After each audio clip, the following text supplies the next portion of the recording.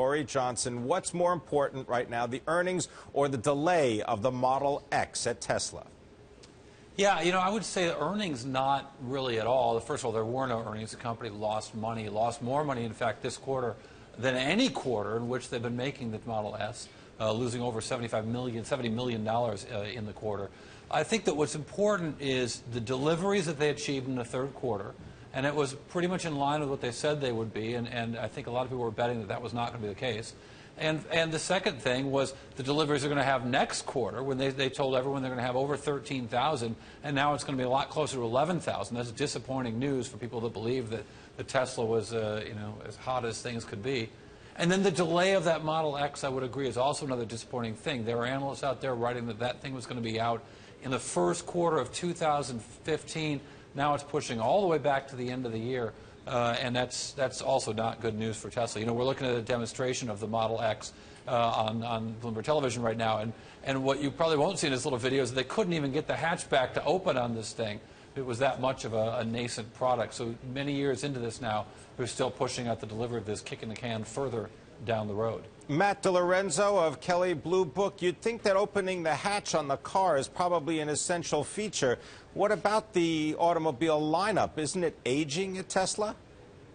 Well, it is a bit, and certainly the addition of the all-wheel drive system figures into their cutting back their deliveries next year, which is it's a good and bad thing. I mean, there'll be fewer Teslas out there, but the margins will be higher on these all-wheel drive versions.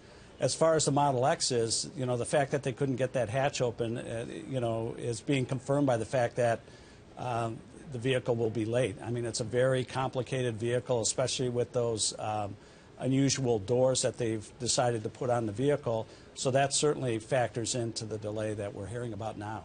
Matt DeLorenzo, what about the cost of new Tesla automobiles? Won't there be competition if the price is set lower than the current level? Well, there certainly will be more competition. They're going to have to come down market if they want to increase volume.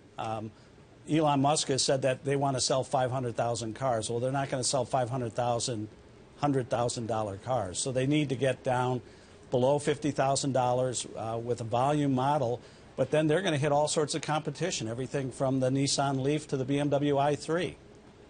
Corey Johnson, if indeed this is a scenario that could be true, why did the stock increase in value? What gives it this valuation?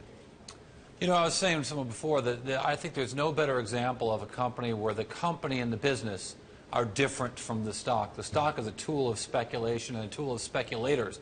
I mean, you've got nearly 30% of the shares outstanding sold short.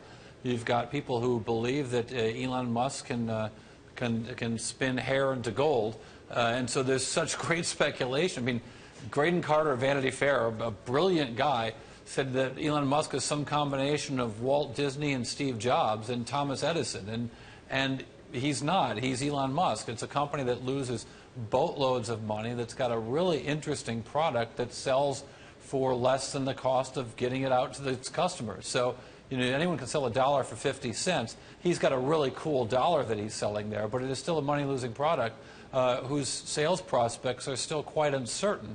And we can see that in the numbers that came out today. We can see that sales rise despite, can you imagine what would happen if any other car maker were to get the publicity that Elon Musk has had in the last 13 months, would be on the cover of Vanity Fair as the most innovative person in the world, would be, getting all of this kind of attention, and yet the sales of the company's only product rise less than 3% in the quarter from the previous quarter? I mean, that's the environment that we're in right now, where the company is getting enormous attention for this product. It's starting to reach the limits of where it can go, right? Which there aren't other places really besides China that this car, as you pointed out, at over $100,000, which is probably about the average selling price. There aren't a lot of places it can go to grow further. They've got to grow the markets in which they're in, and in those markets, those sales are slowing down. And Pim, as you pointed out, with every month, this car is increasingly long on the tooth. The 2013 model is not going to look as hot in 2015. Matt, what about the Gigafactory? This is where Tesla says they're going to make all these batteries. Well, they've announced the fact that they're going to build this battery factory outside of Reno to produce 500,000 batteries a year. They won't start with 500,000, but that's the goal, is to build it up to that level.